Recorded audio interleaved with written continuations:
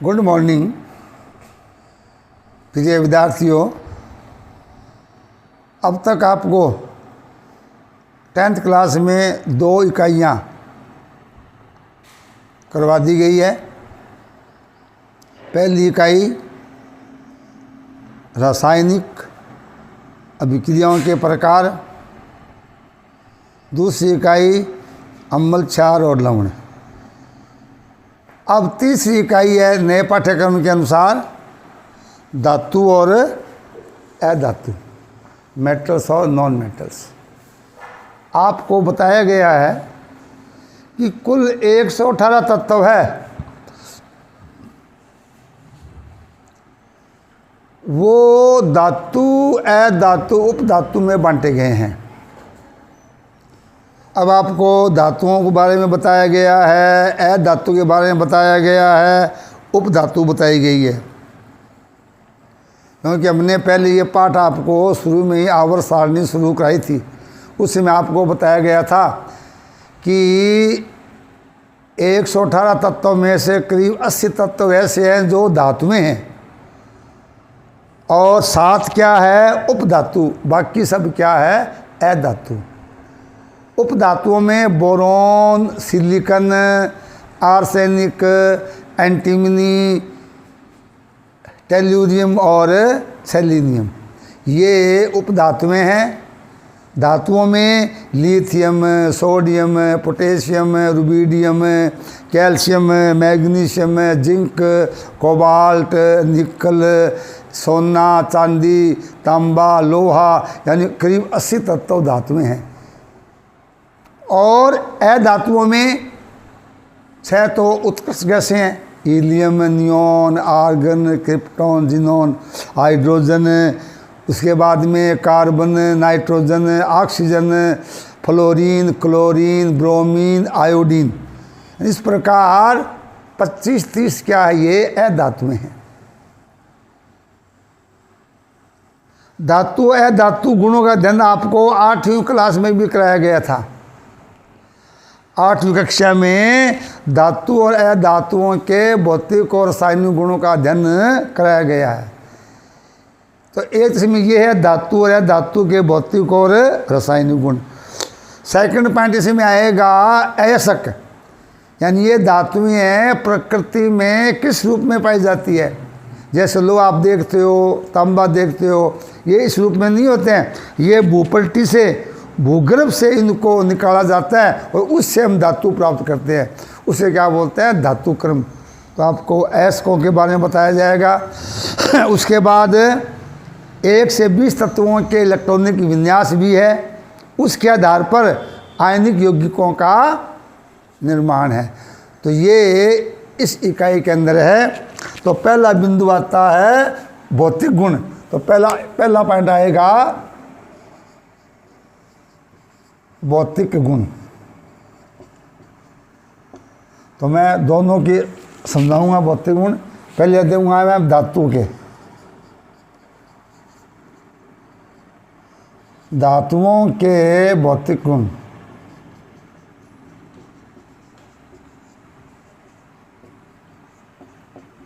और सामने आ जाएगा अधातुओं के।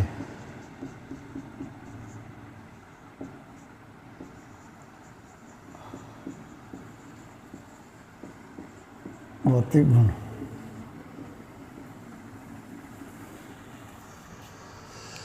पहला लेते हम चमक, दूसरा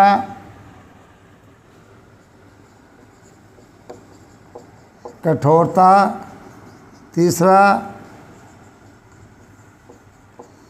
चालकता, चौथा गलनांक, 5वां क्वथनांक,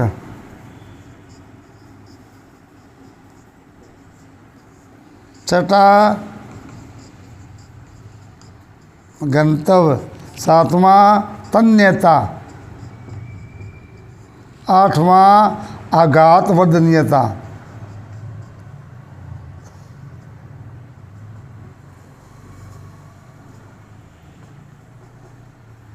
और नम्मा है सोमरस।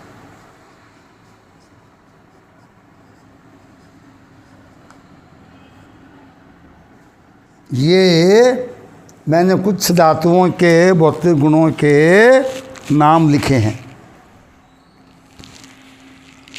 अब एक एक करके इनका वर्णन करना है। अब आपको धातु मैंने उदाहरण बता, धातु कौन कौन बताई गई है। ये सोडियम है, पोटेशियम है, कैल्शियम है, मैग्नीशियम, एल्यूमिनियम, Zn, कॉपर है ना, Fe, कोबाल्ट, निकल, गोल्ड, चांदी। ये मैंने आपको कुछ धातुओं के प्रतीक लिख दिए हैं। तो धातुओं पहला गुण मैंने क्या लिखा है, चमक। यानी कि धातु में क्या होती है, चमकदार होती है।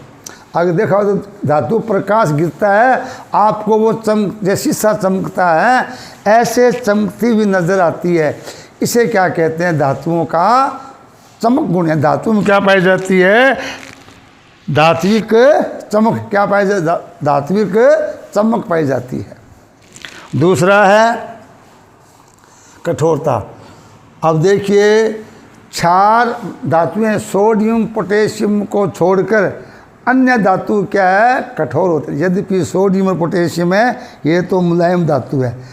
इनके अलावा अधिकांश धातुएं क्या होती है, दृढ़ या कठोर, जैसे तांबा है, लोहा है, एल्यूमिनियम है, जिंक है। क्योंकि इनकी जो धातु में जो परमाणु है, एक विशेष प्रकार की क्रिस्टल संरचना होती है। उस क्रिस्टल में ये परमाणु एक विशेष ज्यामिति में बंधे होते हैं, जुड़े होते हैं। इस कारण इनमें क्या होती है, कठोरता होती है। चालकता मतलब क्या होता है, धारा का प्रवाह, फ्लो ऑफ इलेक्ट्रॉन। एंड अधिकांश धातुएं क्या होती है, विद्युत की चालक होती है। और घरों में जितने भी लाइट के उपकरण हैं, लाइट घरों में किससे होती है, तारों के द्वारा आती है। तार किसके होते हैं, तांबा है या लोहा है या एल्यूमिनियम है। तो अधिकांश धातुएं क्या होती है, विद्युत की चालक होती है। यानी इनमें से धारा का प्रवाह होता है। उसके बाद गलनांक। गलनांक का मतलब क्या होता है, जिस ताप पर ठोस द्रव में बदलता है, उससे गलनांक कहते हैं। तो धातुओं के गलनांक क्या होते हैं, अधिक होते हैं। क्योंकि धातु की जो क्रिस्टलीय संरचना है, उसमें धातुओं के परमाणु परबल बंध यानी धात्विक बंध के द्वारा आपस में बंधे होते हैं, जुड़े होते हैं। इन बंधों को तोड़ने के लिए अधिक ऊर्जा की आवश्यकता होती है। इसलिए धातुओं के गलनांक क्वथनांक क्या होते हैं, अधिक होते हैं। क्वथनांक का मतलब होता है द्रव को गर्म करते हैं, जिस ताप पर वो गैस की अवस्था में बदल जाए, उसे क्या बोलते हैं, क्वथनांक।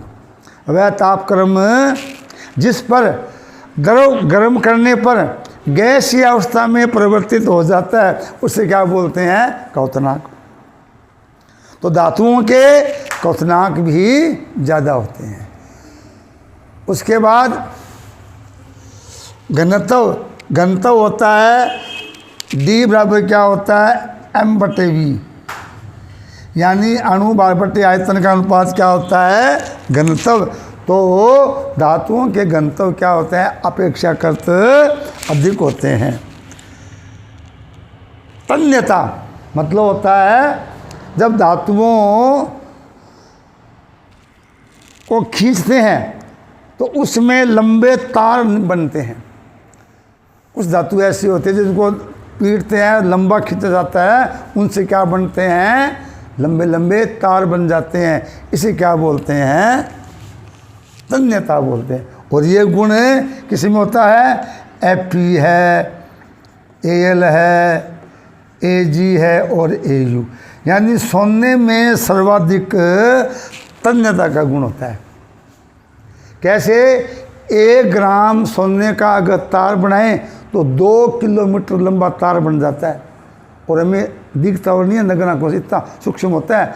सोने में इतनी तन्यता पाई जाती है कि इसको बहुत ही पतले तारों के रूप में परिवर्तित किया जाता है। इसलिए चांदी और सोने में सबसे अधिक तन्यता का गुण पाया जाता है। आघात वर्धनीयता मतलब है जब धातुओं को पीटते हैं लंबी लंबी चद्दरें बन जाती है। क्या बन जाती है? चद्दरें। इसे क्या बोलते हैं? आघात वर्धनीय। तो इस गुण का नाम क्या दिया गया? आघात वर्धनीयता। धातुओं को पीटने पर वो चद्दर के रूप में परिवर्तित हो जाती है। इस गुण को आघात वर्धनीय कहते हैं। यह गुण केवल धातुओं में पाया जाता है। कौन कौन सी? लोहे की चद्दर, एल्यूमिनियम की चद्दर, जिंक की चद्दर, चांदी की चद्दर, सोने की चद्दर। यानी कि कुछ धातुओं को हम उनको चद्दरों के रूप में परिवर्तित किया जा सकता है। और लास्ट है सोनोरस, यानी कि धात्विक ध्वनि। स्कूल में बेल होती है, वो टन टन तेज क्यों बजती है? वो लोहे की बनी होती है या कांसे की बनी होती है या पित्तल होता है। जो दूसरी धातु से डंका उसमें टक्कर लगाते हैं, उसमें टन टन की आवाज़ आती है। इसे क्या बोलते हैं? सोनोरस। क्या बोलते हैं? सोनोरस। तो ये धातुओं के भौतिक गुण हैं। प्रश्न आ जाता है 2 नंबर का कि धातुओं के 4 भौतिक गुणों का वर्णन करो। मैंने आपको ये 9 गुण बताए हैं, इसका वर्णन कर सकते हैं। अब सामने आएगा अधातुएं। क्या आएगा? अधातुएं। इसमें ये गुण हो जाएंगे। यहाँ क्या आ जाएगा? चमकहीन, यानी अधातुओं में धातुओं के समान चमक नहीं होती है। दूसरा, जहाँ ये कठोरता है यहाँ आ जाएगा भंगुरता। क्या आ जाएगा? भंगुरता। यानी अधातुओं क्या गुण होता है? भंगुरता का होता है। जब इनके बड़े बड़े टुकड़ों को पीटा जाता है तो ये छोटे छोटे कणों में टूट जाते हैं। इसे क्या बोलते हैं? भंगुर। और ये गुण धर्म क्या कहलाता है? भंगुरता। तो अधातुओं में भंगुरता का गुण पाया जाता है। तीसरा, ये जो अधातुएं ठोस, द्रव और गैस, यानी तीनों अवस्था में पाए जाते हैं। हमने धातुओं में क्या बताया? अधिकांश धातुएं ठोस होती है। एक ही अपवाद, वो क्या है? पारा। धातुओं में पारा एक ऐसी धातु है जो द्रव अवस्था में पाई जाती है और अधिकांश धातु क्या होती है? ठोस होती है। लेकिन अधातुओं में तीनों ही प्रकार की अवस्था होती है, गैस, ठोस और द्रव। और द्रव में आपको बता दूं, ब्रोमीन एक ऐसी धातु है जो लाल द्रव के रूप में पाई जाती है। आयोडीन ठोस रूप में। बाकी hydrogen, helium, neon, argon, krypton, nitrogen और ऑक्सीजन और फ्लोरीन और क्लोरीन, ये किस में पाई जाती है? गैसीय अवस्था में। उसके बाद गलनांक, चौथा आ जाएगा अचालकता, यानी अधिकांश धातुएं विद्युत की प्रवाह नहीं करते हैं। इसे क्या बोलते हैं? ये विद्युत की अचालक होती है। यहाँ अपवाद है। क्या है? अपवाद। अपवाद क्या है? ग्रेफाइट। ग्रेफाइट कार्बन का स्वरूप है। ग्रेफाइट कार्बन का स्वरूप है जो विद्युत का चालक होता है, जिसका उपयोग अपघटन विधि में ग्रेफाइट की छड़ों के रूप में उपयोग करते हैं, जो विद्युत प्रवाह में सहायक होती है। गलनांक और क्वथनांक, एक दो अधातुएं हैं, इनके गलनांक और क्वथनांक धातुओं की अपेक्षा कम होते हैं। तो इनके जो अणु हैं अधातुओं के, वो क्या होते हैं? सहसंयोजी बंध के द्वारा बने होते हैं। इनके अणुओं में जो परमाणु है वो सहसंयोजी बंध के द्वारा बंधे होते हैं। यह बंध धात्विक बंध की अपेक्षा दुर्बल होता है। यही कारण है कि अधातुओं के गलनांक और क्वथनांक धातुओं की अपेक्षा कम होते हैं। उसके बाद तन्यता, आघात वर्धनीयता, सोनोरस, इन गुणों का अधातुओं में अभाव होता है। तो 4 अंतर इनमें आप विशेष याद कर लेंगे कि अधातु और धातु में 4 अंतर बताइए। नंबर 1, अधिकांश धातुएं ठोस अवस्था में पाई जाती है, अपवाद पारा। जबकि ए धातुएं ठोस, द्रव, गैस तीनों ही अवस्था में पाई जाती है। ब्रोमीन एक ऐसी धातु है जो लाल द्रव के रूप में पाई जाती है और आयोडीन बैंगनी ठोस के रूप में। इसके अलावा hydrogen, helium, neon, argon, krypton, chlorine, fluorine, oxygen और नाइट्रोजन गैस अवस्था में पाई जाती है। तीसरा, धातुएं विद्युत की चालक होती है, यानी ये धारा के प्रवाह में सहायक है, जबकि धातुएं धारा के में प्रवाह सहायक नहीं है, ये अचालक होती है। अपवाद स्वरूप ग्रेफाइट होता है। धातुओं के गलनांक और क्वथनांक अधिक होते हैं, जबकि धातुओं के गलनांक और क्वथनांक कम होते हैं। तो ये धातु और अधातु के भौतिक गुणों में अंतर आ जाता है। या केवल धातुओं के भौतिक गुण पूछ ले तो आप बता सकते हो, अगर अधातु गुण आ जाए तो आप बता सकते हैं। तो ये में 3 क्वेश्चन यहाँ आपको हो गए हैं। एक क्वेश्चन तो क्या बन जाएगा, धातुओं के गुण, दूसरा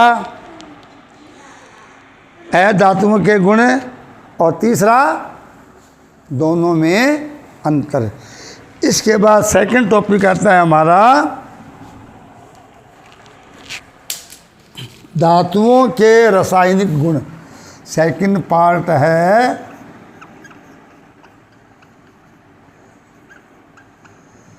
धातुओं के रासायनिक गुण।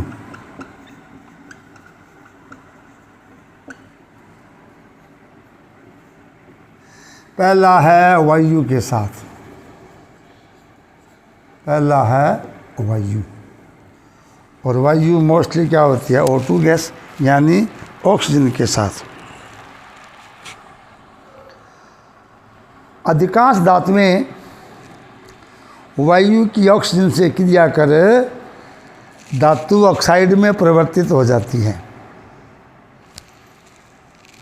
कुछ धातु ऐसी होती है वायु के संपर्क में आते ही क्रिया कर लेती है।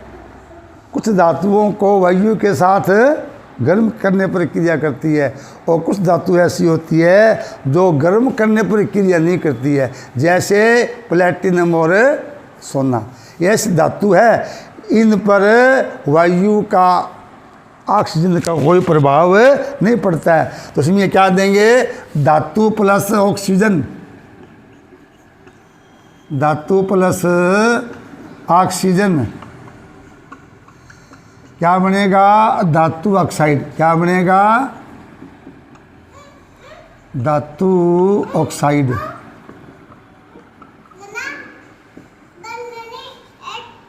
M plus O2 change MO या MO2 या M2O3, यानी कि धातु ऑक्साइड बनता है, जो सामान्य भी हो सकता है, पेरोक्साइड भी हो सकता है, और सब ऑक्साइड भी हो सकता है। मेन बात यही है कि धातु और ऑक्सीजन में क्या बनता है, धातु ऑक्साइड। M बराबर हम क्या लेंगे, NaKCa MgCu Zn Fe जो मर्जी ले लें। अब की जगह से कराएंगे, अन्य तो ऐसी धातु होती है वायु के संपर्क में आते ही क्रिया कर लेता है, Na2O। इसी प्रकार Ca plus O2 CaO, Al plus O2 Al2O3, Zn plus O2 ZnO2। तो ये क्या है, धातु ये होती है डायरेक्ट, ये क्या होती है गर्म करने पर। ये धातुएं वायु से क्रिया करके ऑक्साइडों का निर्माण करती है। ये ऑक्साइड 2 प्रकार के होते हैं, एक होता है क्षारीय ऑक्साइड, एक होता है उभयधर्मी। धर्मी ऑक्साइड। तो दूसरी बात याद रखेंगे कि धातुएं वायु के साथ क्रिया करके क्षारीय और उभयधर्मी ऑक्साइड बनाती है। ये क्षारीय ऑक्साइड क्या होता है? ऐसे ऑक्साइड जो अम्ल से क्रिया करके लवण और जल बनाते हैं, जैसे CaO plus H2O change CaOH का होल ट्वाइस प्लस H2O, यानी कि क्षार और केवल क्या बनाती है? क्षार बनाती, सॉरी अम्ल से, ये अम्ल से क्रिया करके लवण और जल बनाती है। ऐसे ऑक्साइड जो अम्ल से क्रिया कर लवण और जल बनाती है। इसी प्रकार Na2O plus 2HCl change 2NaCl plus H2O। क्षारीय ऑक्साइड ऐसे ऑक्साइड होते हैं जो अम्ल के साथ क्रिया करके लवण और जल बनाते हैं। उभयधर्मी दोनों ही गुण, अर्थात ऐसे ऑक्साइड जो अम्ल और क्षार दोनों से क्रिया करके लवण और जल बनाते हैं, जैसे Al2O3 या ZNO नोट ZNO। जैसे यहाँ 2 बैलेंस कर दो, ये हो जाएगा समीकरण Al2O3 प्लस 6HCl क्या बनाएगा? 2AlCl3 plus 3H2O। इसी क्रिया कराओ क्षार के साथ, क्या बनाएगी? Sodium Meta aluminate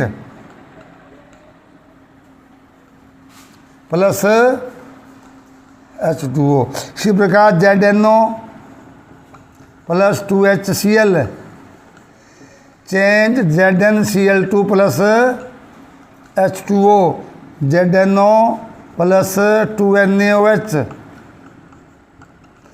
change Na2ZNO2 plus H2O। तो ये ऐसी क्रिया है जिसमें अम्ल और क्षार दोनों से क्रिया होती है उभयधर्मी ऑक्साइड। एक चीज़ और देखिए, Al2O3 और NaOH में क्या बनता है? Sodium Meta aluminate. Zinc oxide और NaOH में सोडियम जिंकेट। यहाँ देख, यहाँ लिखा है मैंने NaAlO2, यहाँ क्या लिखा है? Na2ZNO2। कारण है यहाँ Al की +3 संयोजकता होती है, O की -2 होती है, तो -4 को बैलेंस करने के लिए एक ही Na की जरूरत होती है। यहाँ Zn 2 होता है, तो इसलिए O की -4 होती है। -4 को बैलेंस करने के लिए 4 प्लस चाहिए, 2 तो हो गए Zn के, 2 मैंने लगा दिया Na2। तो ये इसकी नाम में भी आपको दिक्कत नहीं आनी चाहिए। तो ये थी पहली क्रिया, धातुओं की वायु के साथ क्रिया। आज का एपिसोड यहाँ तक, बाकी का कल। Thank you.